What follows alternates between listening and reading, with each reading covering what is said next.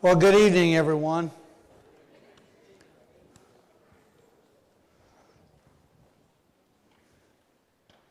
If anything, we better be liking the weather that we have outside right now. It's awfully nice for April 28th. I want to take this opportunity to thank each and every one of you for being here this evening.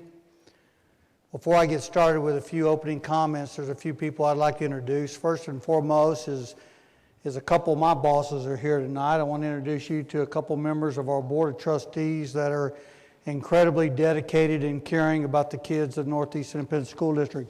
Board Vice President, Mrs. Shannon Grona.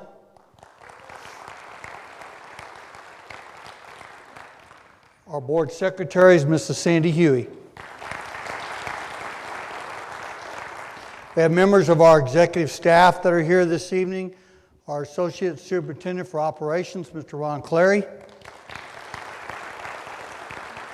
Our Associate Superintendent for Campus Administration and Human Resources, Dr. Donna Newman. Our Associate Superintendent for Instruction and Technology Services and our Chief Instructional Officer, Mrs. Jana Hawkins. Our Associate Superintendent for Business Services, our CFO, Mr. Dan Villarreal. And we have with us our Executive Director of Communications, Mrs. Aubrey, Chancellor. This is the second in a series of community meetings that we are holding. We originally started with the idea of having 3 community meetings. We have now moved that to 5 community meetings. Tomorrow night we will do exactly the same presentation at Churchill High School. And then we have 2 more community meetings about the middle part of May coming up. We have a couple members of our Facility Steering Committee that are in the audience this evening. And I would really like for you to stand up and be recognized. Rosemary, Price Darling. How about a round of applause for these people? We have put together a Facility Steering Committee made up of 36 parents/community members /business partners in the school district. And Rosemary and Mr. Darling are 2 of those 36. We may have a couple more that come in a little bit later, but not only are we meeting with the community on 5 different occasions, but we're meeting with the Facility Steering Committee 5 or 6 times, and they're meeting for 2.5 hours during the middle of the day, and they're helping us develop the plan that we will then go to the Board of Trustees on June the 15th and decide whether or not we move forward with another bond election or not. We do have a full agenda for tonight, as we did the last time that we met at Madison High School. You will briefly hear a financial overview that will be followed by presentations on 5 of our categories, the 5 categories that we have in this bond program. The 5 project categories provide our framework during this facilities planning process. Potential projects will be categorized under one of the 5 categories. The goal of today's meeting is to arrive at a planning budget that will help staff develop specific projects for each project category area. You will have an opportunity during the course of the night to vote on a budget after you have heard all the presentations. Before we get into the budget, I'd like to ask Brian Moy to come on up and give a financial briefing of where we stand with the debt service tax rate at this particular point. Again, thank you so much for being here. I'll be back up on stage several times during the course of the night, as well as to bring our meeting to a close. We really appreciate your attendance. Brian? Brian is our Executive Director of Finance. Brian? Thank you, Dr. Gottardy. Good evening, everybody. As Dr. Gottardy said, one of the goals for tonight is to get some feedback on a planning budget. In order to know how much of a budget potentially we would have in this bond issue, you need to know a little bit about how much it would cost the district. There's going to be a more extensive report on our bond program from the debt service side and how we manage our debt coming up in the May public meetings. But I have a little bit of information now. I'm going to just do a little bit of a teaser to give you kind of some backgrounds to allow you to make a decision later on tonight. One thing that goes into the decision is how much can we afford, is we've developed some capacity within our tax rate by lowering some of our debt costs. As many of you have already done yourselves, you've refinanced your mortgages because the interest rates have been so low. We've done the same thing. Over the past 3 years, we've refinanced most of our debt, and we've lowered total payments that we're going to have to collect from taxpayers through the INS tax rate by more than $125 million. The other thing that goes into how much we're going to have in terms of an INS tax rate is what is the property value. Obviously, as property values go up, there's not a need to increase your tax rate. And after 3 years of little to no growth, values again are starting to get stronger. Many of you have just received your property value estimates from Bexar County Appraisal District on your homes. Some of you were probably shocked when you saw what came out. Bexar County has had a major increase this year. Before I can give a more thorough presentation, there are things that are still happening. Bexar County is giving us the total property value estimate. They don't have to certify their property value until July 25th, but they're giving us an estimate of what it is before protests and lawsuits. We are still deciphering that data, and I don't have a number right now. We have one more bond refunding coming up next week, as a matter of fact. We're hoping to take that $125 million savings number and actually add another $13 million to it.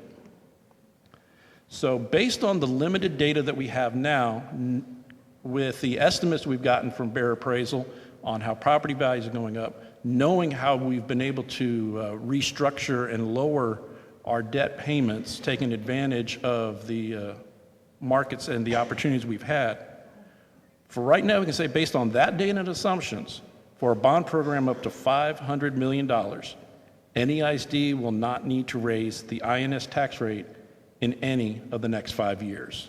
So that kind of gives you a little bit of a feel as you listen to the budget ranges that are going to be discussed for each of the 5 areas. And moving on with that, what the needs assessments are, I'm going to go ahead and turn this over now to Garrett Sullivan, our Executive Director of Construction Management and Engineering.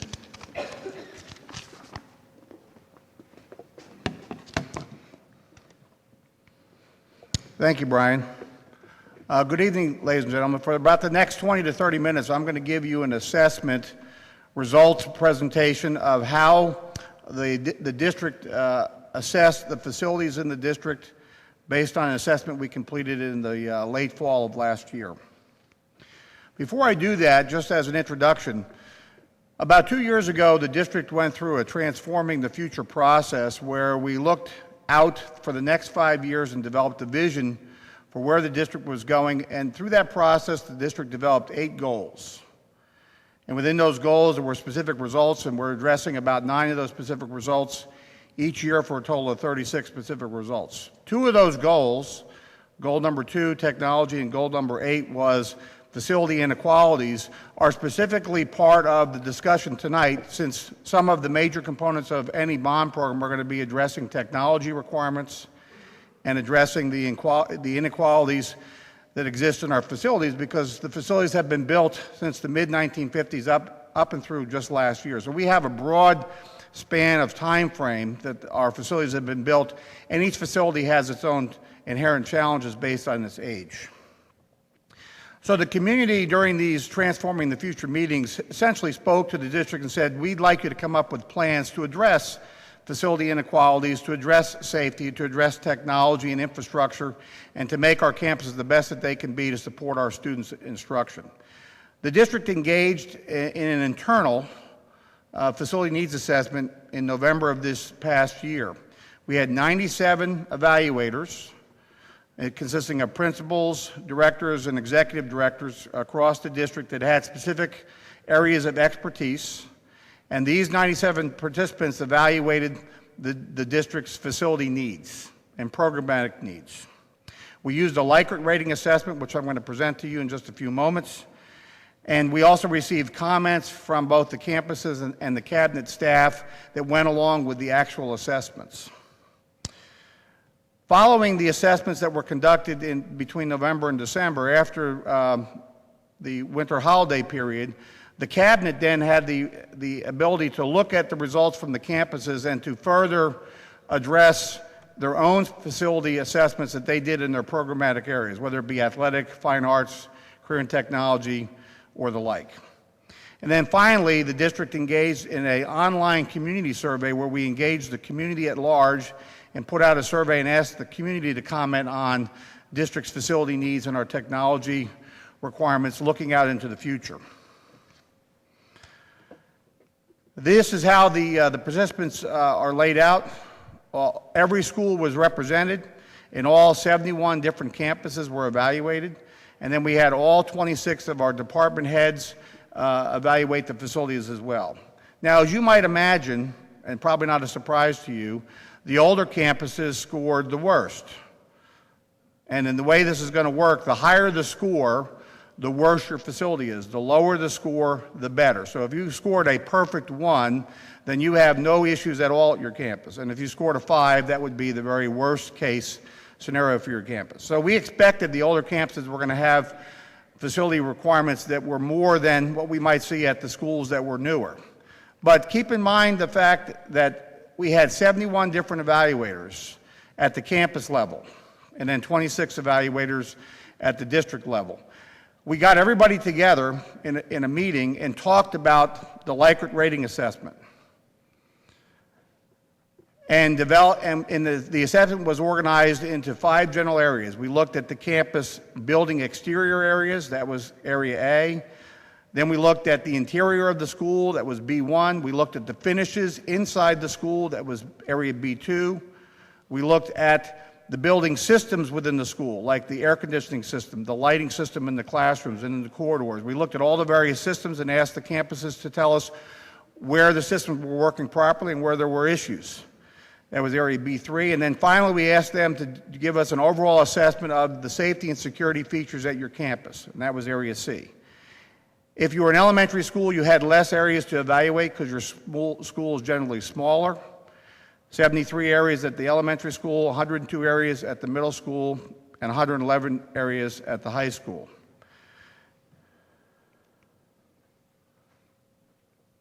There we go. All right, the Likert assessment. A green was classified as very good and got a score of 1. If the area was good, in relatively good shape, it got a score of 2. Fair, or average, a score of 3 in yellow. Poor, a score of 4 in orange, and 5, a score of red and very poor. And again, the campus principals and their staffs went through and evaluated over 5,400 areas across the district when you take into account all 71 campus evaluators. Now what I'm going to talk to you about is how we grouped the results. We took these results and we grouped them by like campuses. All the high schools were grouped together, all the middle schools were grouped together, all the elementary schools were grouped together. And we organized it from the lowest score being the very best to the highest score being the very worst. That's how the data is organized. On that data chart you're going to see in just a moment, we put the year the campus was built or rebuilt. In the last 20 years, we've rebuilt some schools. We rebuilt Castle Hills Elementary School in a bond program. We rebuilt the majority of MacArthur High School in a bond program because it was built in the 1950s. And we rebuilt the majority of we rebuilt completely Roosevelt High School in 4 bond programs that spanned from the 98 to the 2007 bond program. So there's 3 campuses that were rebuilt. So their dates that are going to be on the chart are going to be the date that the campus was rebuilt, not the original date it was placed in the service. And then finally, we put to the far right-hand side how much money in the past 5 bond programs over the last 20 years have we invested in that campus through the various projects that have been conducted there. Finally, All this information about every project that was done at each of the schools is cataloged by campus on our district webpage. You can go to the web link that's shown here, and this presentation will be posted online, and you can explore to whatever extent you prefer the projects that were done at each campus and what was the scope of work at those projects. All right, so let's first talk about the high schools.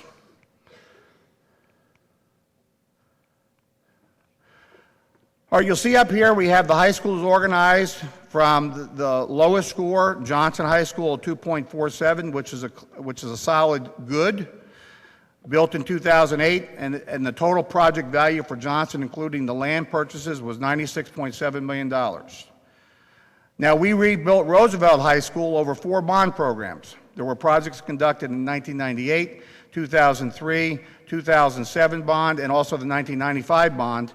We spent in all over 4 bond programs $98.1 million, and it got a score almost identical to Johnson by that campus principal, and it was completed with the last portion of their project in 2009. Interesting to note that the cost between those 2 schools is less than $1.5 million separation, and that speaks well to the fact that we work very diligently when we build our schools to try to build the exact same program at each campus, that whatever Johnson has, Roosevelt has, Churchill has, Madison has, Lee has, and so forth. But because the campuses have been built over many years, it takes many bond programs to go back to a school that was built 50 years ago and provide the exact same program that the newest school was built in 2008. And that's what we've been doing very carefully over the last 20 years, is providing the new facilities where the old facilities need to be either replaced or upgraded. You'll see the top 3 schools, Johnson, Roosevelt, and Reagan, they're the 3 newest schools in the high school category, and they scored the best. We expected to see that. Now, the schools that scored the worst, Madison, Churchill, Lee, and ISA are paired together because although they're separate high schools, they are co-located at the Lee campus. So we have 4 schools that scored a fair, and we had 4 schools that scored a good. So what that tells you is there's still work to do at the high schools to get all the high schools on a parity level in terms of equality, facility equality. Now, it's not that we haven't invested money at the older schools. As you can see, Madison, Churchill, and Lee, between the 3 of them, we've invested almost $300 million. So it's not like we have not taken the time and effort to go to those schools and to continue to address their facility requirements, but the work is not done yet. The work continues, which is why we're here tonight talking to you about a future proposed bond program. We have 3 special high school programs, the Automotive Technology Academy, which is located at Parent Central. Mr. Bailey provided us input. We have the Alternative High School, which occupies the old Jewish Community Center, which the district purchased back in 2000. And we have the Northeast Transition Services. Not a whole lot of money has been spent at those 3 campuses. In all, if you look on the far right-hand side, you'll see it amounts to about $3 million. In terms of all the high school expenditures, total $684 million, a very small percentage on these 3 special programs, but they do cater to a specific group of students. All right, moving on to the middle schools. We have 14 middle schools. In the last 5 bond programs, we have built 5 new middle schools, and we have 9 existing schools for a total of 14. As you might expect, the newer schools fared the best. Hill, being the school that just opened in August of this past year, scored almost a perfect 1. And I would have expected to see almost a perfect 1 from the campus principal because he has a brand new building. Everything is brand new. It is the state-of-the-art school in the district in terms of it's the brand new everything. But you can see the other new schools that have been built over the past 10 years, Harris, Tejeda, Lopez also scored well. In fact, all the schools essentially from the early 80s on, you can see, except for Eisenhower, are in the blue or the green category. Now, why do you ask Eisenhower is in the blue category? Well, right now we have a very major project underway at Eisenhower to build a new classroom addition and a brand new athletic facility. We asked the principals when they did their assessment to include in their assessment as if those buildings were open and operational so as not to skew the results. So when the Eisenhower principal did his rating is based on the fact that he has a brand new athletic building that's going to open up in about 12 months and a brand new classroom addition. And so that's already been incorporated into all the data results for each of the various schools. Now, as might expected, the schools that are the oldest in the district appeared in the second group of middle schools, the second 7. And if you look at the bottom, Kruger. Now, we've spent over about $17 million at Kruger over the last 5 bond programs. It was built in the early 60s. It got the lowest score. It certainly is going to be very well considered by the steering committee, the facility steering committee, in terms of projects and needs at that school since it has the lowest score. But we also have lower scores at Wood, Jackson, White, Nimitz, and Garner. And again, those schools have all been built between the 60s, the 70s, and up to the very early 80s. But again, if you look to the far right-hand column, we have done major projects at Garner in the last 4 bond programs. We built a new athletic addition. We've built a fine arts expansion. We've built, right now underway, we have a new classroom addition that's equal to, in every way, the classrooms at Hill Middle School, and we also did a new science addition. So Garner has received a lot of attention in the last 4 bond programs because it's one of the oldest middle schools, built in 1961. We have a major project underway right now at Nimitz Middle School. Almost $26 million is currently being constructed at Nimitz to transform that campus. We have a pretty significant project at White Middle School right now, about $10 million underway for a new athletic facility. But Jackson, Wood, and Kruger haven't had any projects in the previous bond program, and so there are certainly schools, and they figured to be at the bottom of the assessment, that are going to need some attention and consideration as we plan projects in this bond program. And finally, the elementary schools, which is the largest category since we have 46 elementary school campuses. The newest schools, again, were at the top of the list. Vineyard Ranch and Las Lomas both opened recently in 2013 and got almost perfect scores, followed by Cibolo Green, Tuscany Heights, Bulverde Creek, Stone Oak, all new schools that have been built within the last 10 years or so. Castle Hills was rebuilt. Canyon Ridge is a new school. The only school in the first 16 I'm going to show you that isn't a new school is Wilshire. Now, we've done some work at Wilshire, and Wilshire certainly is an older campus built in 1957, and I'm sure there are needs at Wilshire, but the campus principal said that my facility is in pretty good shape overall because we do invest time and energy in our campuses, even if it's not one of the newer schools, in terms of maintenance and requirements at the campus that need to be addressed. So we don't leave any school unaddressed in terms of our facility needs on a day-to-day basis. But Wilshire scored higher than I would have expected. And as you move down to the next group, Wetmore's a new school. And after that, we get into the older schools, beginning with West Avenue. Again, look on the far right-hand side. You can see how much money we've invested over the last 20 years. When you get down to the next slide, Jackson Keller begins our fair school assessments. Jackson Keller, 62, Easter Hill, 62, Windcrest, 63. So you can see the older schools have more needs. But we have a major project underway right now at Windcrest. And then the last bond, we had major projects at Jackson Keller and East Turtle Hills. And that's why you see the dollar values in the far right-hand column are higher than you see at the schools at the bottom of the sheet, because they've had major projects within one of the last 2 bond programs. Moving on to the next slide, you can see here we have schools that range from the 60s through the 80s. But we've had major bond projects at Walsham. We have in a previous bond program. Coker has a current project underway right now to transform the front of that school and build a new classroom addition and replace portables. Ridgeview had a major project 2 bond programs ago. And then finally you get to the last group. These are the schools that scored the highest in terms of numerical score, which would be the worst facility rating.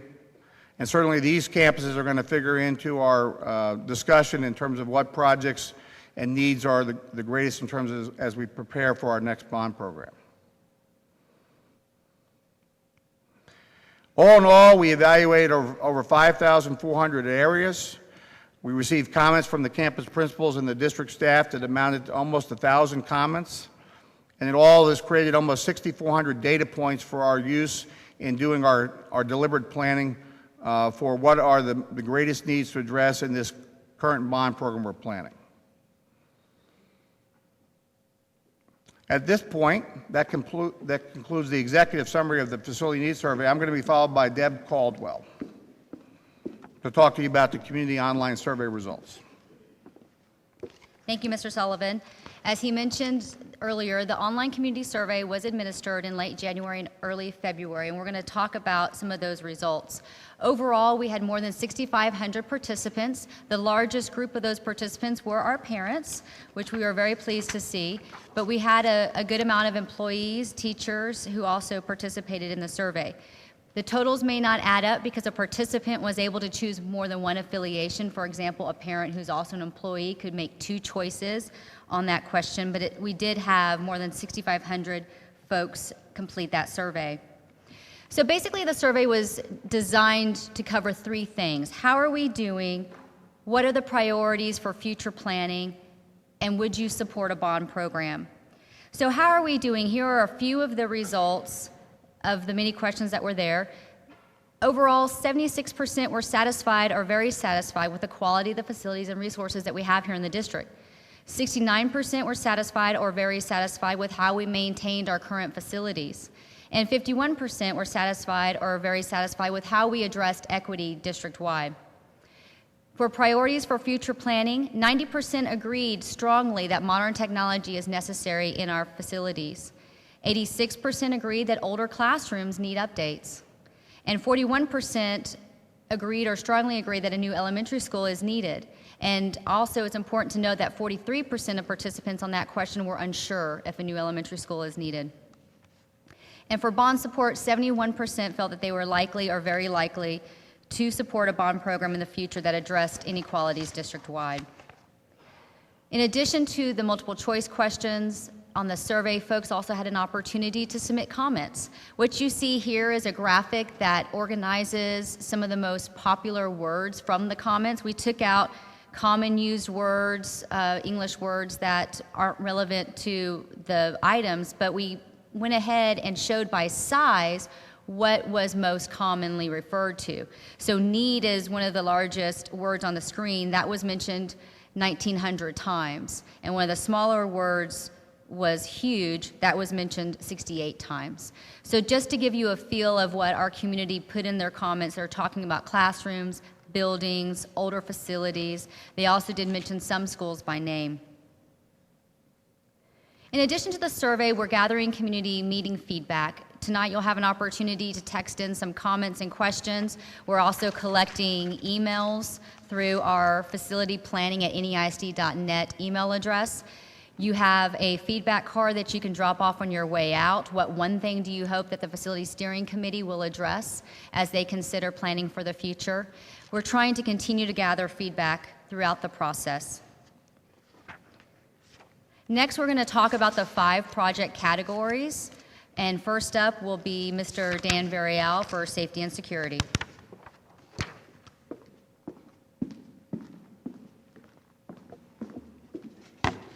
Good evening, everybody. I'm going to be talking about safety and security, and just to illustrate a couple of the things that we've done. At the school district, we're very fortunate in that we have a safety department, and they do a great job. We also have a safety committee that meets periodically, and it's made up of principals, APs, central office staff, department heads. So with that, from the survey, some of the few things that they came up with that we prioritized are folding accordion partitions. Right now we have a couple of our campuses that have the old style partitions that they close, some don't. Some of these schools were built in the 80s, and back then I guess that was one of the things that people used to do was have these sliding partitions. So that's one of the things the survey showed that we need to maybe address. The next thing is security entry at the vestibules. Incorporate security check-in in order to process the visitors upon entering campus interior. Some of our locations, some of the offices are kind of recessed in the back, so we need to look at addressing some of those entryways. Keyless access controls, incorporate keyless access controls and proxy tags as strategic entry points throughout the campus. Some of our campuses that have outdoor facilities, some of the portables, a lot of times the kids and teachers have to come in through the side doors. So we're looking at maybe trying to come up with some keyless entry points and using proxy tags. Video surveillance cameras, incorporate digital video surveillance camera systems and or components at strategic locations throughout campuses. We do have security cameras existing right now at a lot of our facilities.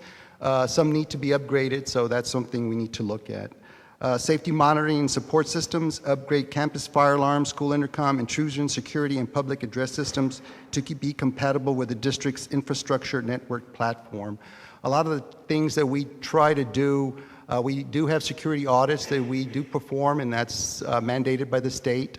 So there's some things that we do that we don't publicize, but it's something that we try to keep our kids safe and our employees safe. Top police needs. Police monitoring and dispatch office upgrades, provide upgrades to the fire alarm and radio broadcast systems located in the Northeast Police Central Command Station. Central Command facility upgrades, provide improvements and expansions to the existing facility and operational systems to the district's Central Command facility. Parking lighting upgrades, provide improved parking lot and building security and perimeter lighting at selected facilities district-wide. Some of those we've addressed already in previous bonds. But that's something that we need to try to keep on doing and doing it at a lot of our other facilities. Interior security lighting upgrades, provide improved interior security lighting at entry points in common areas at selected campuses district-wide. Exterior door hardware upgrade, district-wide keys, upgrade exterior door hardware and keys and at proxy tag, keyless access at selected campus district-wide. Right now, I think we have some administrators out there and they might be carrying 10, 20, 30 different keys, so we're trying to standardize that and trying to make it to where our police department has access to these buildings without having to go through so many different keys. So when we met a few weeks ago, our facility committee, steering committee, as a committee, we talked about what dollars we would be looking at. And, you know, other bonds that we passed, you know, there's always safety and security that's been addressed, but in this one, we're looking at, in our planning process, we're looking at having it broken out. The Safety and Security Committee has come up with some ideas, and we're going to present to the Facilities Committee, Steering Committee. But, you know, just at the low end of the planning budget, it's $50 million, midpoint $20 million, and the high point is $25 million. So that's something that we were looking at, trying to address a beginning budget, so to speak. So with that, I think we do turn and talk, and Deb's going to talk about what we are going to do next. So in just a few minutes, you're going to have an opportunity to talk to your neighbor about the safety and security presentation, what questions you might have, what comments you might want to make about it. Mr. Tom Johnson is going to tell you the instructions on how you can do that through your phone.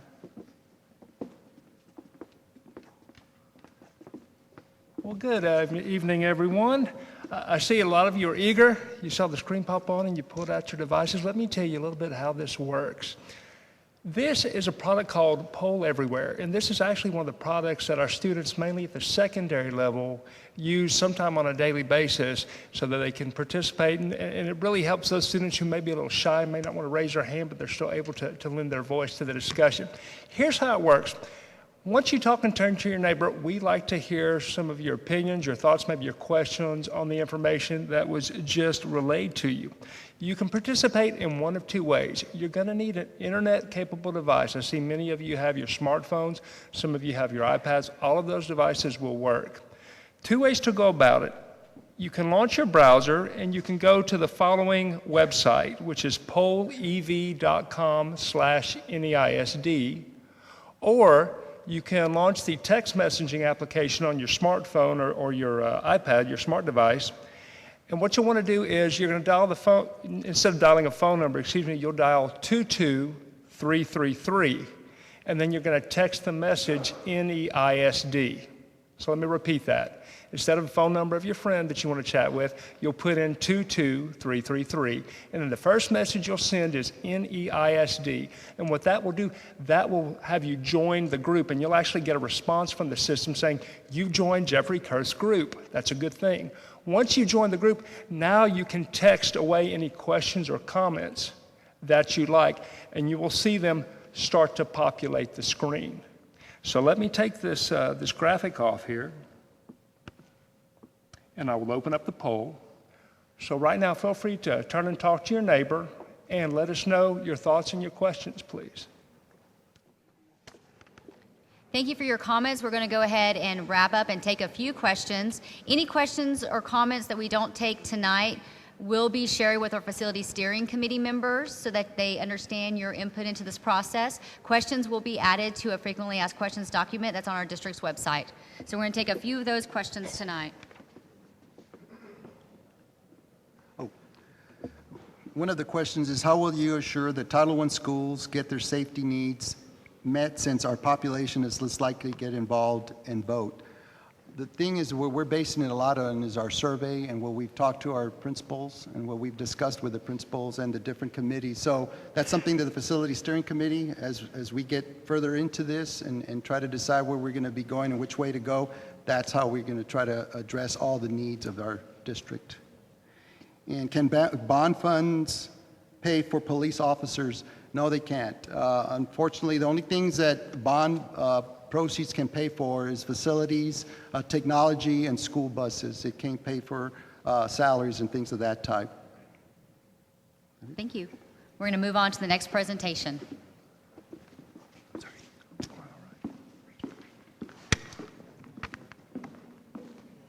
All right, folks, once again, my name is Tom Johnson. I'm the Senior Director of Technology Services, and I'm going to talk to you a little bit about Category 2, which covers the topic of technology. Before I tell you the technology needs areas that were identified by the district subject matter experts, I'd like to first briefly describe to you our methodology for determining these 5 areas. It started with these 3 data sets here. It started with the Transforming the Future initiative that you heard Mr. Sullivan refer to earlier this evening, specifically goal number 2, which spoke to technology. And out of that goal were 3 specific results. 2 of those specific results, which I'll describe for you very briefly in just a moment, dealt specifically with connectivity and connectivity needs that really would require substantial funding to achieve. The second data set would be feedback from the facility needs survey that Mr. Sullivan shared with you, that we received feedback from both campuses as well as all departments. And then finally, just observational and independent research of business-related technology needs within the district. And what I mean by that is, most people, when they hear technology and they associate it with the bond election, they automatically think, and rightfully so, of all the technology that you see in the schools. But what's often forgotten about is all the technology behind the scenes on the business side, things of our data processing department and even our district copiers that we'll talk about in just a moment. So using these 3 data sets, we went ahead and looked at transforming the future, because this really drives our initiatives here today for the technology portion of the bond. The 2 specific results, if I give you a summary of them, one talked about providing a stable infrastructure capable of supporting a 1-to-1 student device ratio and or what's called a BYOD, a bring your own device type of scenario.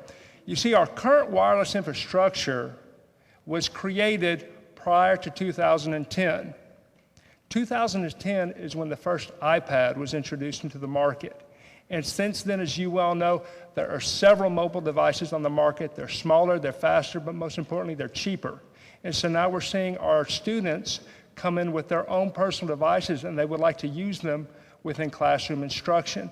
Unfortunately, right now, our existing wireless network, although it has been optimized for optimal performance, can't handle every student bringing in their personal device.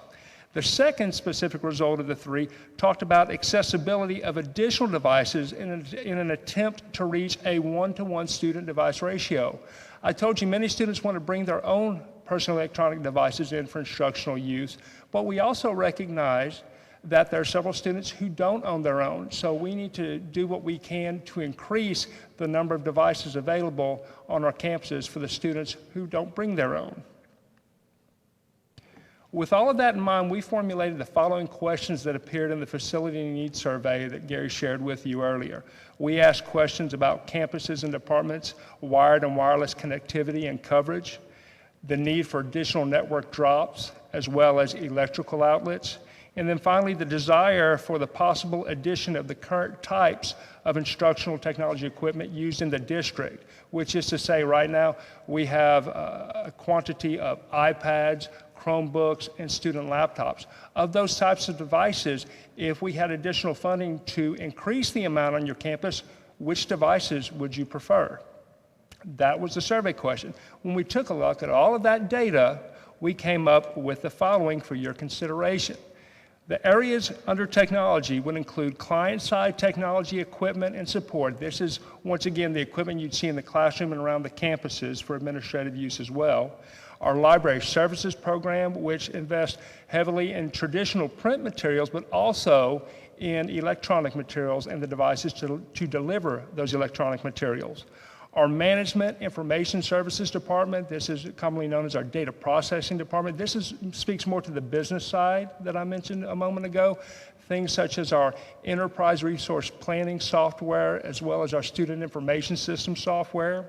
Of course, all of this is going to have trouble running if we don't make sure we have a rock-solid network infrastructure, which would cover services and business conduits, as well as a district-wide copier program. A lot of the copier machines at our campuses are ranging from anywhere from 10 to 12 years old. So we've certainly maximized the use, and what's nice is there have been advances in technologies that we're actually investigating in decreasing our fleet of copiers, as well as saving some money to the district. So that's what we're looking like for technology. And so what I'll do now, if you could have the secondary display, please, Jennifer, thank you. We're going to open up another survey. If you'll advance that slide, please, ma'am. We're going to open up the second survey. We'll once again encourage you to turn and talk to your neighbor and let me know some questions and some thoughts you have about technology.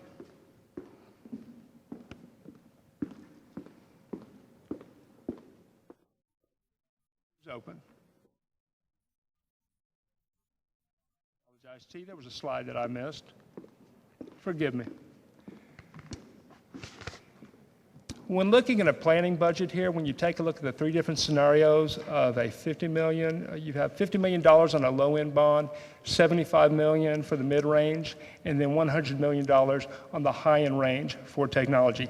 This plan invests in new technology equipment, as I said earlier, library services, as well as campus copier upgrades, while recognizing the critical importance of upgrading technology infrastructure across the district to support the Transforming the Future strategic plan. So with that, if you could now please turn and talk to your neighbor and let us know any thoughts or questions you might have about the technology proposal. Okay, we're going to take a little extra time on this topic. Whenever technology is mentioned, we always get a lot of feedback and it's very much valued. I have a core of experts behind me. When I talk about the subject matter experts, it's certainly not me. It's the wonderful team that I work with. We're all going to take a question here, but let me just make some brief introductions. Over here, we have our Director of Instructional Technology, Mr. Jim Baldoni. Our Director of Network Technology, Mr. Retta Walker. Our Director of Technology Support, Mr. Derek Nichols.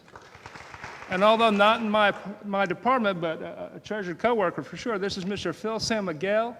He is our Director of Copier and Print Services. Okay, so I'm going to start off, I'm going to take a lead. There are two questions on here. One talks about how do you plan to assist students with school supply devices when they have no internet access at home? That is a great question, something we have talked about since we started adopting these types of devices. We always keep an eye out for technology that, even though it appears that it may be an internet-only type of device, these devices such as Chromebooks, even some of the iPads, these are devices where you can take home and still utilize. For instance, an iPad is normally loaded with apps. Many of them do not need internet connectivity once they're downloaded to that device, so that they're still utilized without internet.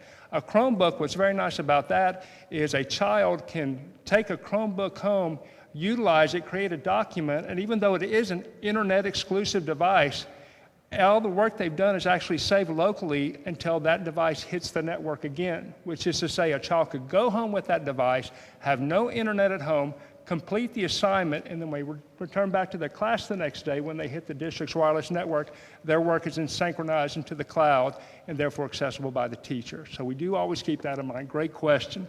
The second question I want to address, I'm going to have Mr. Derrick do that one. I'm going to paraphrase the question. It had to do with technology not being equitable at the elementary level.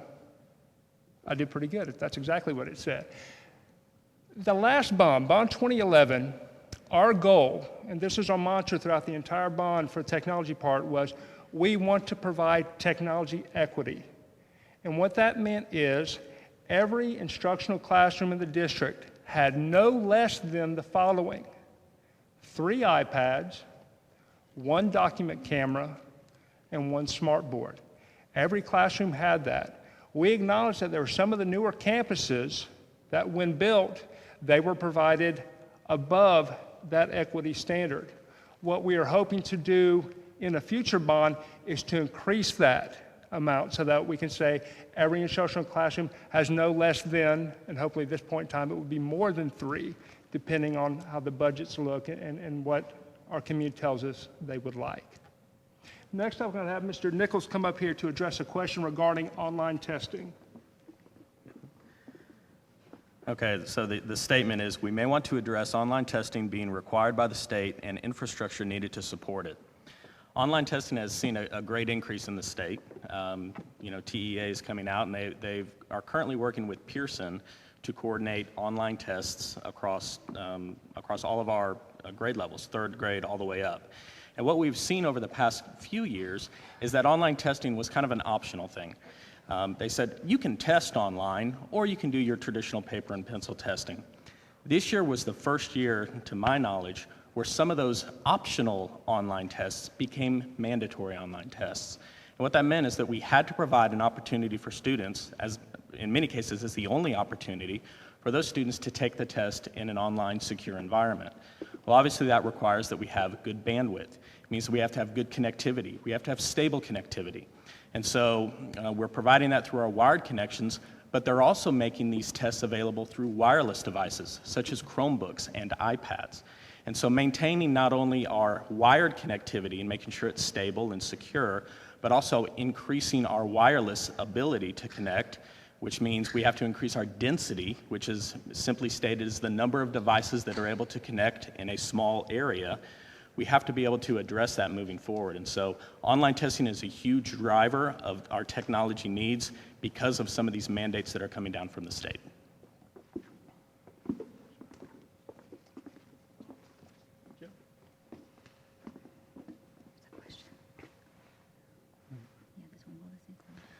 Okay, my question is about having a campus-wide broadcast system. Now, in the past, we had a system that was considered analog. Every school had cable TV coming into the district, and through that system, we were able to deliver school announcements. Well, the newer campuses and the newer renovations aren't built with that kind of wiring anymore.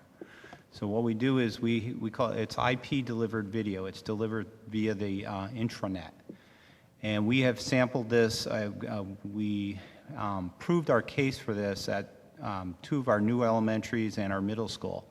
And several of the renovation projects that construction management has been doing, we have managed to install that system. It's called Safari Montage at all of the campuses that are renovation projects that include classrooms. We're hoping that we can expand this out to the rest of the campuses once, should that be included in the next bond. And that would give us the ability not only to deliver video, but for our teachers to do the flipped classroom model, to be able to record video that our parents and the students could access from home.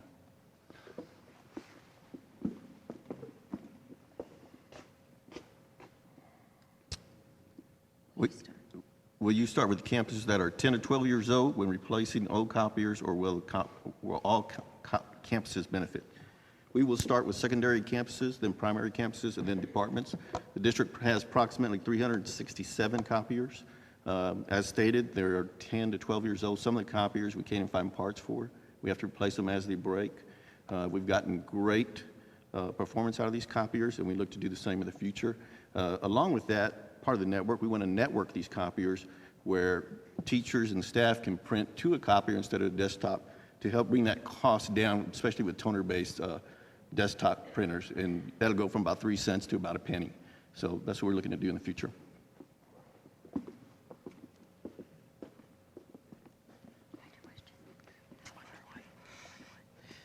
Okay, how far away is a one-to-one for all facilities within the district? At the present time, in the 2011 bond, we addressed the majority of or all of the wired infrastructure inside of the network. We replaced all of the switches. It is an absolutely robust, reliable network. It's good for 8 to 10 years out. However, as Mr. Johnson alluded to earlier, our previous wireless infrastructure was designed in 2009 and implemented in 2010 and 2011. And right now, we do not currently have enough wireless, what is called access points out in order to have the connections needed for a one-to-one environment. We currently have a guest network, and if you have a child who's here at the schools, you're already aware it gets saturated on a daily basis, and we only have between 8,000 to 10,000 students attaching to it.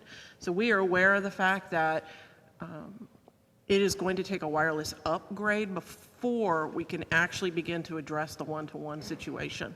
So that's part of what is listed inside of this bond. Thank you. Thank you all very much. Ladies and gentlemen, thank you so much for your feedback and your comments. They're greatly appreciated. At this time, I have the pleasure of introducing Mr. Ron Clary, our Associate Superintendent for Operations, to speak about operations. Thank you, Tom. Okay, in this, in the operations category, we have items such as engineering projects, maintenance projects, health service needs, school nutrition needs, procurement, e-commerce, and transportation. Under engineering, we have approximately 9.5 million square feet of roofing in this district. And we, normally get about 25 years out of a roof. So over time, we do need to replace our roofing. And we have an extensive program. We spent the last few bonds allocating funds to replace roofs, but it's just an ongoing process. And so we're hoping that funds will be provided in this bond should it go forward for roofing projects. We also have, I don't have the exact acreage, but a lot of parking lots in this district that continually need to be upgraded over time, and then some may need to be expanded, but that's still yet to be seen. Under facility maintenance, we have approximately 11.5 million square feet in this district. If you look, just kind of put that in perspective, that's about 5,750 2,000 square foot homes that we clean, heat, cool on a daily basis. And so over time, we have to replace air conditioning systems, boilers, chillers, and upgrade lighting. This district has done a really, really good job managing our utilities over the years. We have avoided cost close to $2 million a year for the last 10 years that we've avoided paying because we've installed energy efficient equipment. It's no different than your home. If you replace your 10-year-old, 15-year-old HVAC system, it's going to be more energy efficient.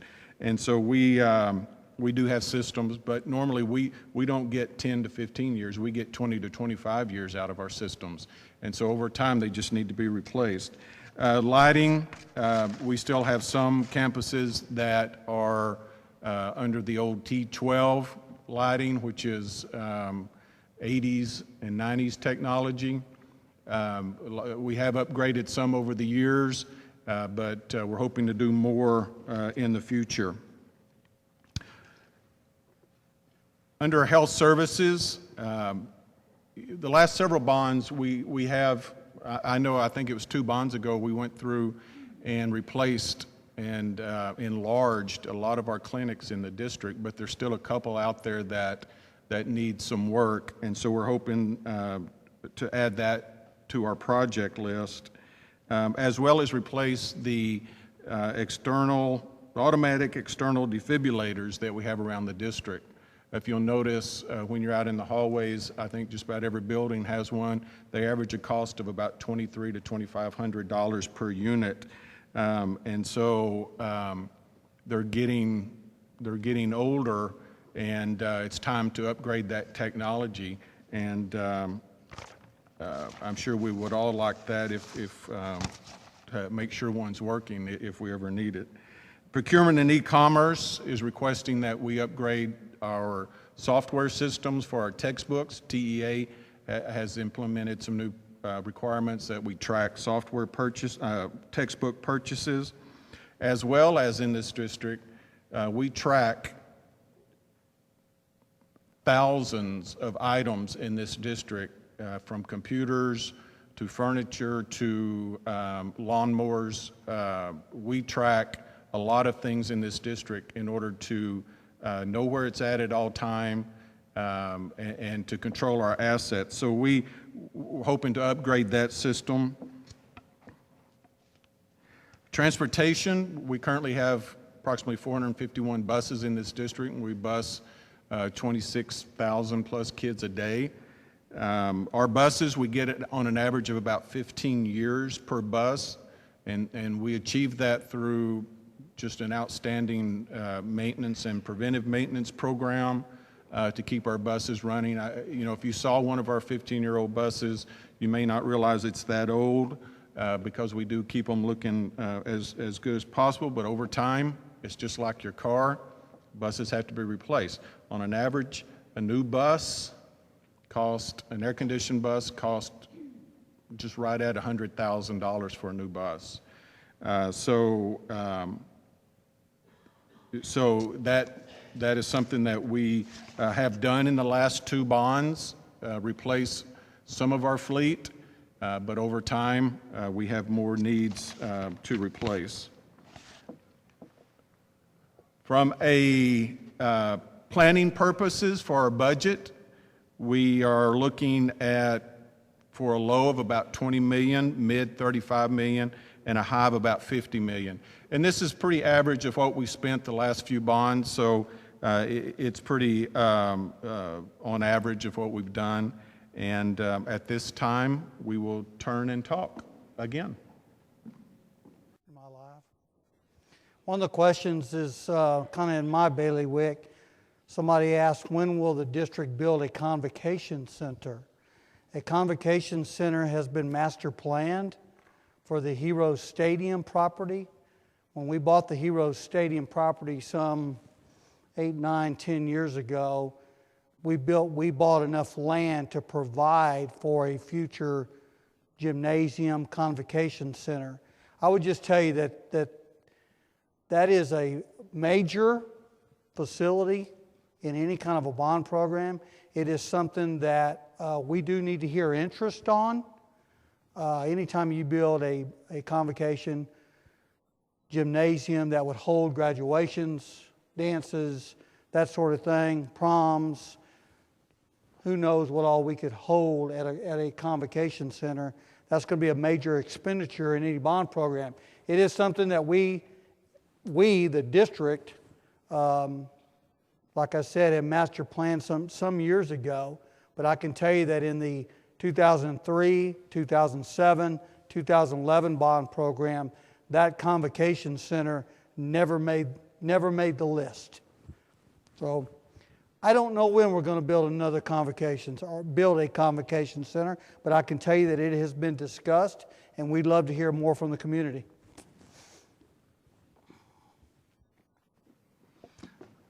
Hi. One of the questions was, budget seemed low considering rising construction costs. At the end of the presentation for Category 5, I'm going to discuss in some detail the overall planning budget for the bond program and go into some more detail on that. So we're going to hold off on that question for a few minutes. Will the district purchase either vans or minibuses for the district? Good evening. I'm Nolan Anderson, the Executive Director for Transportation. And the question this evening, will the district purchase either vans or minibuses for the district? Let me answer that in two forms. Number one, let's address transporting students.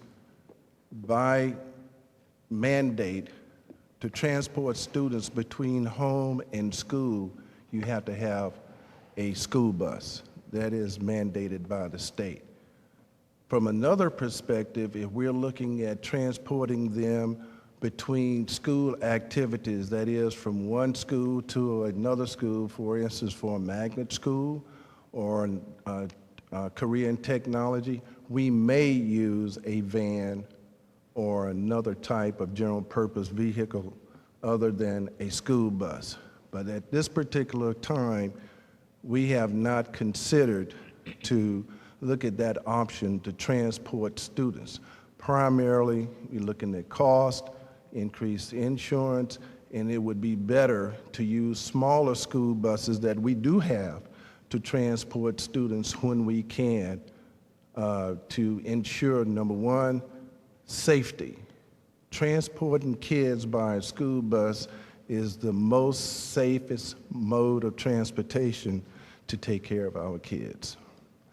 The other perspective, we do purchase those general type of vehicles, but it's primarily used by the respective departments to perform their particular duties, function to function, day to day.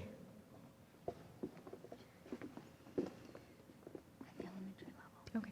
I'm Sharon Glosson with School Nutrition, and there was a question about elementaries needing 2 serving lines if they have a lot of students.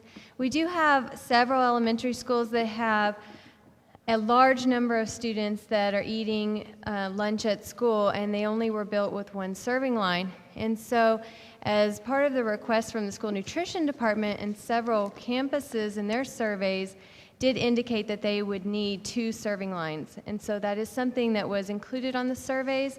And so I can say that our committee, as well as the facilities committee, are looking at those requests because it would benefit the campuses as well as the School Nutrition Department if we did have 2 serving lines when there are students, more than 600, eating lunch especially. And again, that's in most of our older campuses that are very large. Okay, and the last question says, will the district be looking towards renewable energy such as solar or wind anytime soon? We are currently have had discussions with City Public Service on a new program that they have promoting solar. It is still in the infancy stage as far as the putting out the proposals, so we are monitoring that. We are interested in that. We do see that, of course, as the future, but the information that we have right now is very limited, but we expect more information to come down the line. I did not intentionally leave school nutrition off the list. I hope you did see that, but there are facility needs, and I apologize for that. At this time, I am going to turn it over to Dr. Donna Newman. Thank you.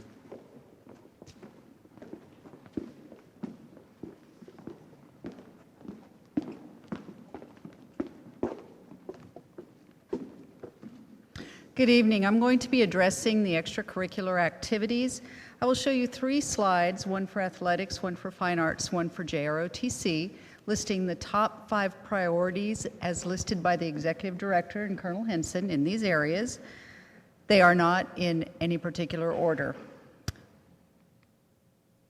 For athletics, aquatics, an additional swimming pool to support student practice and competition. The athletic sports field would be converting the 7 high school competition football fields to the artificial turf. Athletic competition and walking tracks We would like to resurface all of the high school all-weather surface tracks, replace the cinder tracks at all of our middle schools to an all-weather surface track, and construct asphalt surface walking tracks at all of our elementary schools. For the Blossom Athletic Complex, upgrade would include the new stadium bleachers at Comalander Stadium, along with new public restrooms and dressing rooms, showers, tennis courts, and upgrades to public restrooms at Littleton Gymnasium. Now, tennis is very important, so it has its own bullet at the end. Add 4 new tennis courts to the facility and replace the 4 existing tennis courts. Top fine arts needs. Expansion to high school band programs, and Mrs. Schumacher, I believe this is also for our theater arts as well. Construct new facility additions for selected high schools and middle school band programs. Cheer and dance program upgrades, the new facilities to accommodate these 2 programs at selected high schools. Middle school fine arts program upgrades would be constructing new facility additions for selected middle schools, and this does include the music, orchestra, choir arts, and theater arts. Our Northeast School of the Arts magnet program, we would like to construct new fine arts complex for this magnet program. Middle and elementary school cafetorium equipment upgrades would include curtains, stage lights, sound equipment, etc. at selected middle and elementary schools. Our top JROTC needs an air rifle electronic target and scoring system. This would be an upgrade at selected high school campuses. An orienteering and confidence building training course.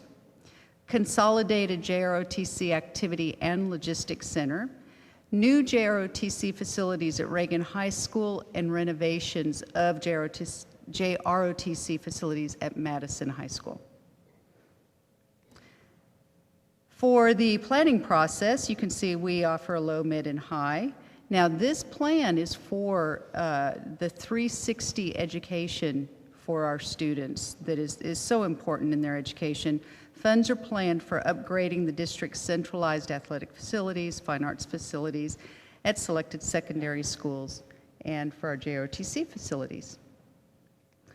And at this time, if you'd like to turn and talk and submit some questions, I'll bring my experts up here. Okay, one of the questions is asking how the selected schools have been selected. We have 3 executive directors who work very closely with personnel on the campuses, as well as the principals, our steering committee, our executive staff, the needs assessment survey. I personally went out and visited all the secondary schools, and that is how that determination has been made, listening very carefully to those of you out there who are in the know. I would like for Colonel Henson to come up at this time. First, let me introduce Colonel Robert Henson, our Chief Officer of JROTC, Ms. Karen Funk, Executive Director of Athletics, and Diana Schumacher, Executive Director for Fine Arts, the 3 of our experts in this area. Colonel Henson, would you take the question? Yes. The question is, why does Reagan need new JROTC facility? Although it's one of our newest schools, it is part of a classroom organization within the school with very limited shower and restroom facilities, no locker facilities to speak of, and it is very crowded with what equipment we have to store. So even though it's one of our newer schools, it is outdated and needs a renovation. As you're all aware, we've had 3 new facilities in the 2011 bond program. Most of those facilities were built in the 60s. So this is just an upgrade to the programs that we have currently, both here at Reagan and at Madison High School. And the question is, how many students are in the JROTC program? Currently, our enrollment is 970 students, which will give us about an average of 125 in each of the 7 programs.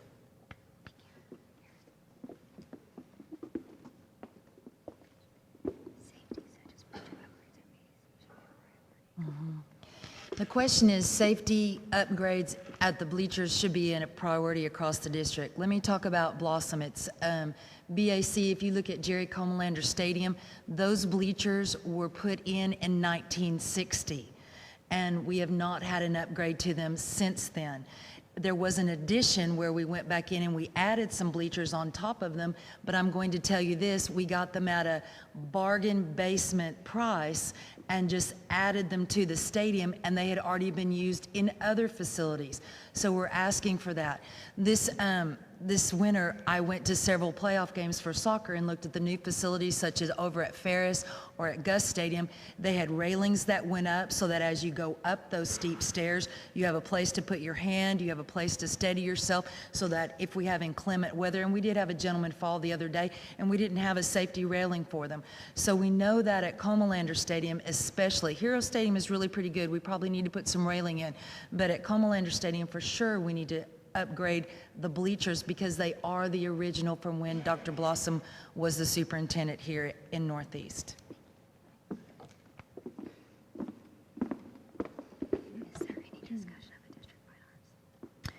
The question is there any discussion about a district fine arts center? And that is a question similar to the one Dr. Gottardy responded to regarding the convocation center. Several bonds ago, there was discussion about it. It certainly would be ideal. I don't know then if it really made it to the final table in those previous discussions. It would be very nice to have, but again, it's a big ticket item. There were many excellent questions asked. I will be getting with these folks this week to come up with some answers that can be included on the FAQ page. So thank you very much. At this time, I would like to turn it over to Mr. Gary Sullivan.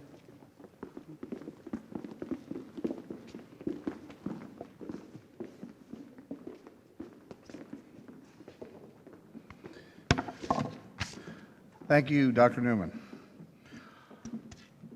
All right, I'll be the last presenter this evening, and I'm going to cover Category 5, which we call the facilities category. Anything that wasn't in the first 4 categories is in this category. So I have the lion's share of the requirements in the bond program, and which I'm going to now highlight our top 5 program areas. Number 1 on our, and this is not in any particular order, just these are our top 5 needs.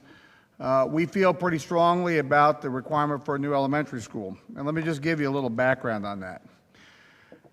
We pass a bond program in the district about every 4 years. We've had 5 bond programs since 1995. The analysis by our research and planning department has indicated that the need for new seats to support the growth in the area that's the Johnson High School attendance area is going to develop over the next few years. If we do not build a new school in this bond program, the next bond program we wouldn't even be considering for 4 more years after this year, if there's a bond program in 2015. And it's going to take us 1.5 to 2 years to put the school on the ground. So the decision is, can we go 10 more years, a decade, without one new elementary school?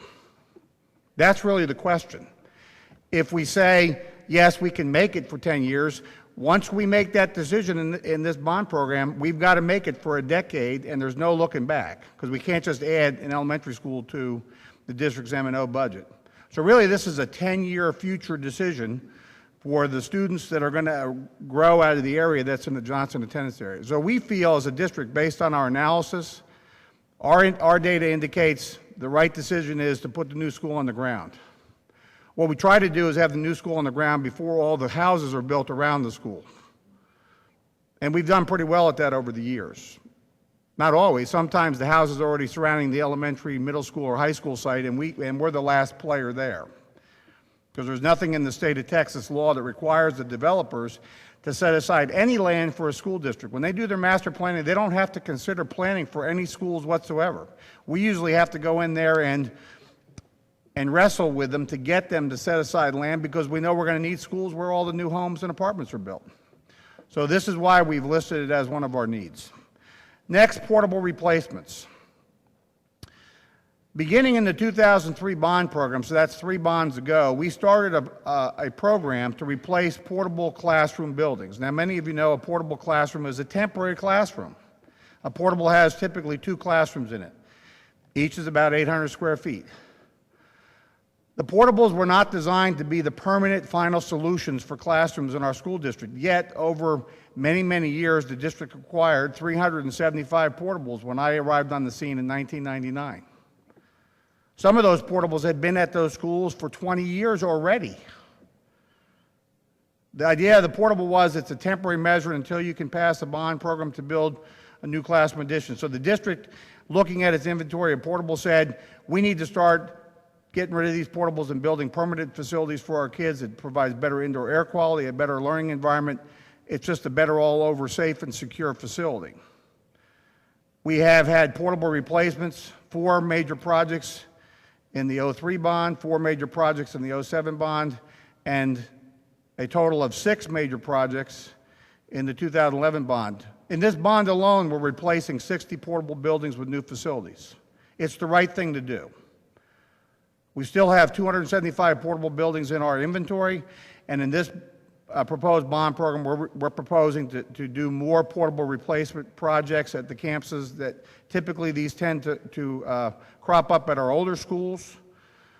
And what's really just a sad situation is when you have more kids in the portables than you have in the classroom, in the building itself that we call the school building. And that actually happened back when we started our first project at Walls, we had 2nd, 3rd, 4th, and 5th grade in portables surrounding a building that had K and 1 in it. So this is an important project to replace portables with permanent facilities. And it's something that we've invested in heavily for the last 3 bond programs, and we feel strongly it should stay as one of the major parts of any of our bond programs until we get rid of all the portables. All right, the next category, major additions and renovations. This covers the gambit from classrooms, libraries, cafeterias, admin areas, career and technology needs, special education, family services, all the programs that make up your school that aren't in any of the other 4 categories, additions and renovations to address these campus areas, whether they need to be new or renovated, falls into this group. And usually in our bond programs, there's a lot of projects that fall into that category. Next, furniture, fixtures, and equipment. It's been a focus of our bond programs, and when we build a new facility, we don't take the old furniture that may be 20, 30, 40 years old. Some of you may have sitting in those chairs when you were students and put it in the new building. We buy new stuff and put it in there. And then we dispose of the old furniture. But if your campus hadn't had a project, a major project, you still got the old stuff. So we want to have a line item in the bond program to put a certain amount of funds aside so that we can go out to the older schools and start replacing some of the old furniture with new furniture. And then finally, all the magnet programs other than NEISD, which is in the extracurricular area. This category would include any projects for the ag facility, data, KSAT, ETA, and all the other magnet programs in the district fall into the facilities category.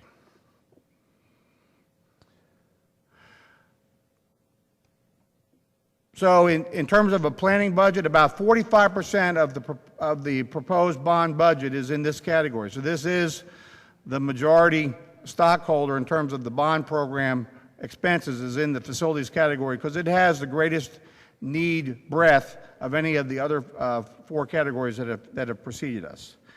I can tell you that the district has made an investment in the older schools. As you're going to see on a slide in just a few minutes, we have a track record of investing in the older schools as compared to building new schools, and I'm not going to leap ahead to that slide yet, but I'm going to tell you that we're going to talk about it in just a few minutes. But we've invested heavily in the older campuses, and we're going to continue to do that in this bond program. And finally, as we have continued to build new schools in the district, we're almost built out in terms of the geography of Northeast School District. So this one new school represents a very small percentage of the overall bond program as compared to previous bonds. Our track record over the last 20 years is 30% of our bond programs have been new schools. In this bond program, this new school would represent only 10% of the overall bond program. At this time, it's time to do turn and talk and send in those questions so that we can address them here. And any question that we don't address at the podium, we intend to address through our FAQ site at some point over the next several weeks. Thank you. Good evening. My name is Michael Lahr. I'm the Executive Director of Research and Information Technologies. One of the questions was dealing with growth south of 1604 along the Bulverde Road area. That particular area, there's the poppy track, which is there, and it is developing, but we don't really expect anything major out of that particular area like the area just north of 1604 along Bulverde Road. Right now, if you look at Bulverde Creek's attendance zone is 3.6 times larger than any other, the average size of an elementary boundary. So it's a lot of land in that area. It's everything from the Yates tract to the Schwab property. There's a lot of vacant land in that area, and that's something that we definitely will monitor, and that's something that we see tremendous growth occurring over the next 10 years.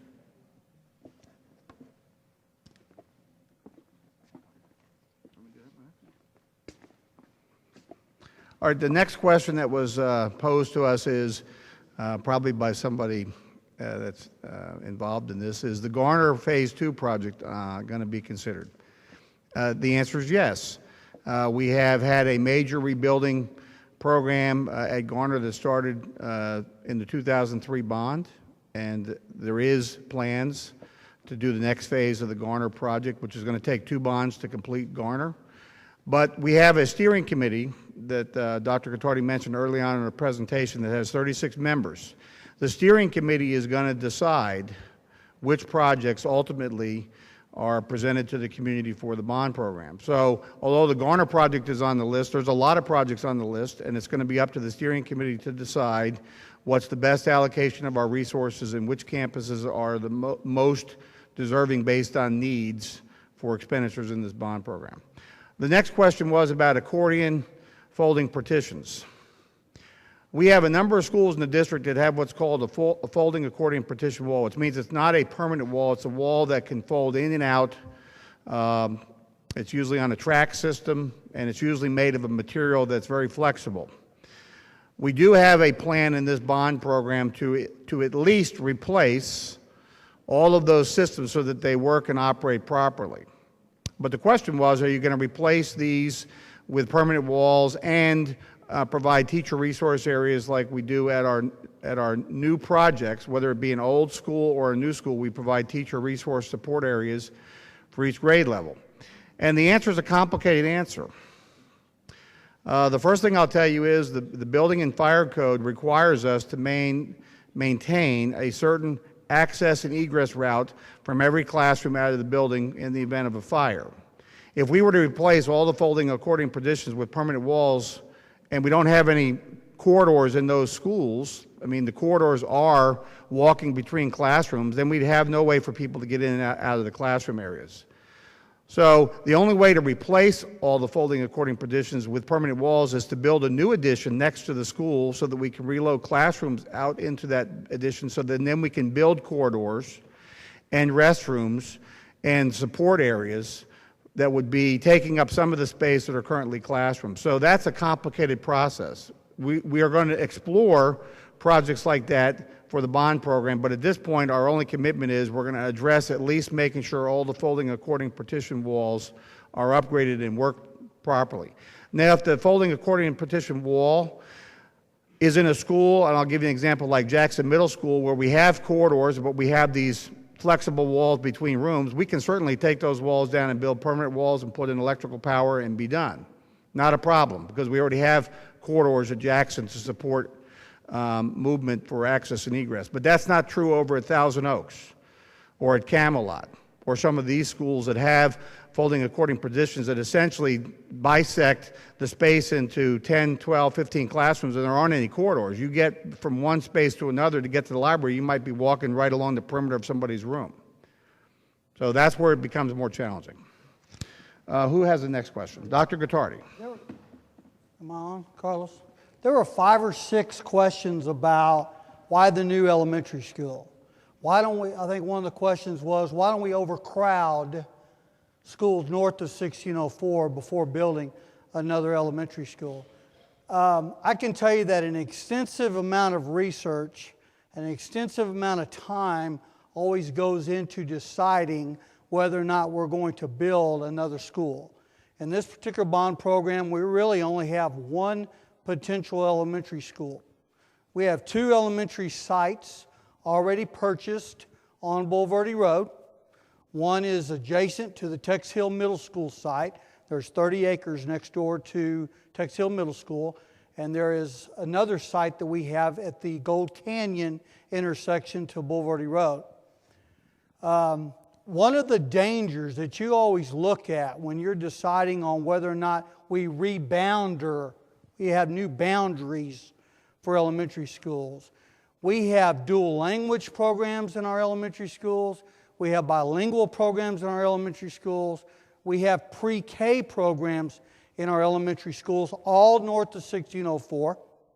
The Ledge is talking right now about creating full-day pre-K funding. Right now we only get half a day funding for pre-K, but they're talking about actually funding a full-day pre-K program. So when you add up all those programs that we have in our elementary schools, we sure don't want to overcrowd schools and then have to go 10 years to ask our voters to put in another elementary school. So to answer the questions, there's been 5 or 6 questions about why don't we just put kids on buses and move them south to 1604? That is easy for some people to say and to do, but I can tell you that that is a very difficult transition for everyone, for primarily students. So this idea of putting them on a bus, taking them south to 1604 to wherever elementary schools, that is something that is always possible. It is. It's an option. We can make kids at Johnson High School go all the way to some of our high schools on the south side of the district. That is just not something that is good for kids. It's not good for parents. It's not good for families. It's not good for communities. So we have studied this issue at great length because, I can tell through the questions that they're very smart questions.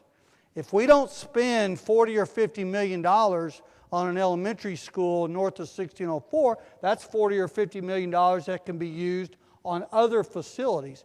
We get that. We understand that. But we also understand the dangers in trying to go 10 years in a very high growth area with a whole lot of unknowns. Just a whole lot of unknowns. And our research department, headed up by Mike Lahr, for 25 years has been very good about predicting where we're going to have overcrowding in the near future. He already mentioned to you that Bulverde Creek Elementary School, they're right at 1,000 students right now, 9 something. They are 3 times larger attendance area than any elementary school that we have in the school district. We know that there are 900 acres on Bulverde Road called the Judge Yates Ranch that is on the market. Now, we don't think it's going to sell anytime soon, but we think it's not going to be 10 years. And we sure don't want to have to go and go 10 years without that elementary school. Should that piece of property break loose, or should several other large pieces of property north of 1604 along the Bulverde corridor open up for development? Mike, did I answer it as best as possible? We will put an answer to all those questions on the Q&A, specifically the ones about the boundaries, but we will answer all the questions on the Q&A as we've done since the last community meeting. Is there any other questions? Yes, sir. All right, Gary's got a few more. I have the last question for this category before we get into the next and final portion of the presentation tonight. And the question was, isn't it more cost effective to build a new school for an existing campus that's built in the 50s or the 60s? And the short answer is absolutely, yes. The problem is, and I'm going to give you a case in point, let's take Regency Place Elementary School, built in 1969, so it's built 46 years ago. It has the most portables of any campus in the school district, 11, and we're going to move another one over there this summer to give it 12. If the school board and the superintendent said, you can knock Regency Place down and build a new school there, absolutely, that's going to be our best price. Can do. The problem is, where do you put 600 students for a year and a half to 2 years while you're doing that? We did that once for Castle Hills. We bought the old Jewish Community Center. We relocated Castle Hills, the entire school there, for a year and a half, and we built a new school. We don't have those kind of facilities in our inventory that we can just move an entire school to and rebuild it. When we rebuilt Roosevelt High School, it took us about 6 years, one building at a time, because we had to keep the school in session, affect no programs, provide all the functionality. We literally were cutting the building 1 foot away from a new building, putting up the next building. We did the same at MacArthur. It took us about 3.5 years at MacArthur, and we didn't do the entire campus. So we have a track record of doing schools at existing campuses, but it's very difficult. If you take the smaller schools like Regency Place or even Lee High School, which is the smallest high school campus, there's not even any land left to put any more portables. So the problem becomes a displacement of programs and personnel while you build a new facility. And that's why at the older schools, our process has been to build new additions and replace portables and then do upgrades to the existing campus facilities. That's been our approach to the older schools over the last 15 years. All right, I have the final topic, which is just the overall planning budget that we're considering for our proposed bond program. Now, you saw each of the presenters for each of the 5 categories gave you a budget range for their category. There's a low end, a midpoint, and a high end. If you vertically look at each of the columns that are on the right, at the very bottom you can see the low end bond, $350 million, the mid-range bond, $475 million. Both of those bonds fall within Mr. Moy's presentation, where he talked about whether or not there would be need for a tax increase to fund the bond program. Both of those fall within the range of we don't need a tax increase to support the bond program because of some wise financial decisions that have been made by the district over the last 10 years. And finally, we have the high end at $600 million. Now, we asked our steering committee to give us an assessment of this, and they did, which I'll let you know how that came out after you have a chance to vote on this budget in just a minute or so. Overall, when we allocated the funds, know a couple things. First of all, safety and security is included in all the categories. The reason we have a category just for safety and security is because we have a safety and security committee in the district that have some specific concerns that they wanted to be at least talked about and discussed for the bond program. So we created a category to have a group of people that just focused on talking about safety and security issues at our campuses because it's an important consideration. But we have safety and security items included in almost every project, whether it be security cameras, secure vestibules, intrusion detection systems, the proxy tag doors. I mean, many of you that have that are operating schools now, you know that as we go to your campuses, we do put those things in. And we didn't have a safety and security committee in any of the previous 5 bond programs, but we felt it was important enough to create one for this bond to have that discussion. Another question came up just briefly about personnel. You know, can you buy teacher salary, pay teacher salaries, pay police officer salaries with bond dollars? And the answer is no. The only personnel that are funded by the bond program are the folks that work for me. I'm a temporary employee, folks. I get a 1-year contract. If there's no bond program, there's no construction management engineering department. Our sole purpose in life is to develop, plan, manage, hire all the contractors, hire all the consultants, manage the projects, deal with the warranty calls from beginning to end. That's our sole function. If there isn't any bond projects, there's no need to have a construction management engineering department. So the only folks that are funded from the bond are the folks that are either in those departments or have direct support to the bond program, such as procurement. We have 2 people in procurement funded by the bond because their job is to buy all the FF&E for every bond project. And that's just how the bond's structured. The only salaries it pays for are the folks that are directly involved in the planning and the execution of the bond program, which is the line item right below facilities. That's the funds necessary to support the folks that manage the bond programs. Now, we long ago, back in the mid-90s, looked at whether or not we should have an in-house department or we should outsource this. You might have read in the paper recently some districts chose to outsource it. Hire a consultant or a consulting firm, and they, not being district employees, manage the bond program for the district. Sometimes it works well, and sometimes it doesn't work well. If you're a district employee, you're a vested person, you have a vested interest in the success of the program, I think you're going to get a better end product from folks that work for the district versus folks that don't work for the district. That's just my personal opinion. But we made that decision 20 years ago, and we're continuing on with that same initiative. It amounts to about 3.5% of our bond program.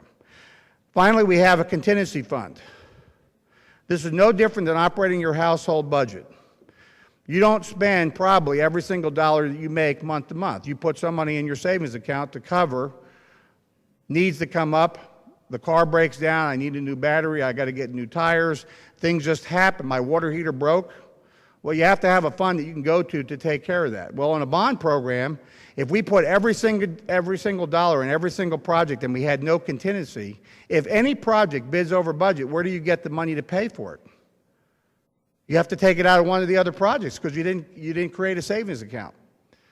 And that doesn't go over too well with anybody. So we're proposing to have 3% of our bond dollars in a savings account called our Global Contingency Fund to cover the differences between budgets and bid costs. I'm going to be asked next week to tell people how much it's going to cost to build anything with projects that are going to bid sometime between 2017 and 2018. That's 3 years from now. If any of you can tell me what the cost of fuel is going to be in 2017 or 2018, please let me know, because I have to predict that, because that drives the cost of construction from the manufacturing of the product to the delivery to the contractor to the installation in the campus. So we have to forecast out what it's going to cost. And many times we're right on the mark because we have good planning estimates. Sometimes we're low and we have a surplus, and sometimes we're low and we have a budget shortfall, and sometimes we're high and we have a surplus. But in all, over the last 20 years and $2 billion of bond programs, we have built every single project and then some. So we have a good track record. But we've always had a little savings account. It was called bond interest earned dollars.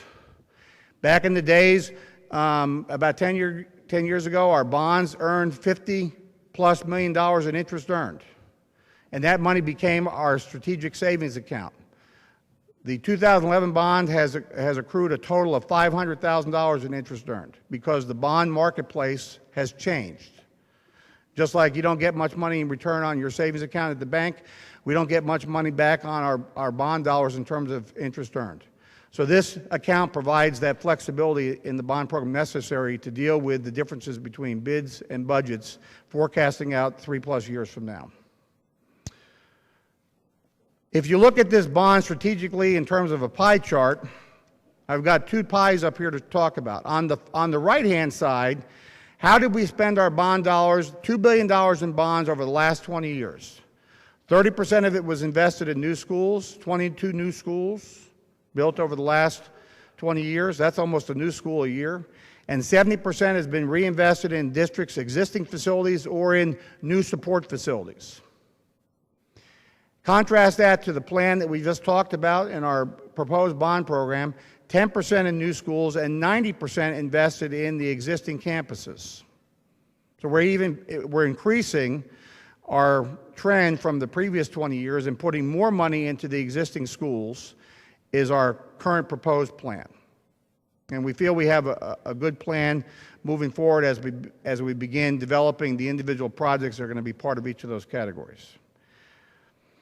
Now, at this time, we'll take any other questions you may have in terms of turn and talk. If you'd like to send in any other final questions before we end the presentation tonight with Dr. Gottardy summing things up, please take a few minutes to turn and talk and send in any other final questions. Thank you. Okay, we don't have any more questions, so we'll just go ahead and go on to our vote. So when you walked in, you were given a clicker with an orange lanyard. Please have that handy. We will be recording your answers to this question. To guide the future planning process, district staff should consider a total capital improvement bond program budget of A, less than $300 million, B, $300 million to $399 million, C, $400 million to $499, D, $500 million to $599, E, $600 million and above, F, none, and G, unsure. So if you could cast your votes, we'd greatly appreciate it to help us with our planning process.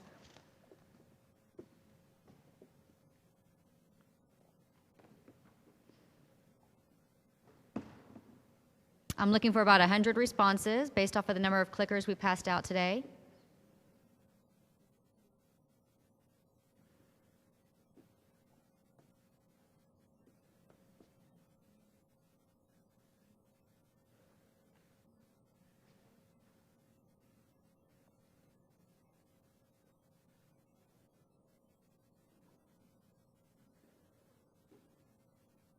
Last call for answers.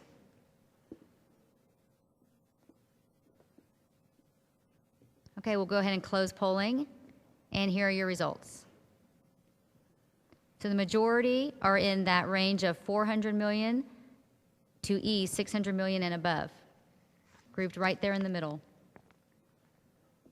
I'll turn it over. C, D, and E, between 25% to 33% is what I was referring to, the three highest responses. But that 35% D, $500 million to $599. So Dr. Gottardy, if you'd like to close us. Great. First of all, I would really like for you to help me give this staff a round of applause.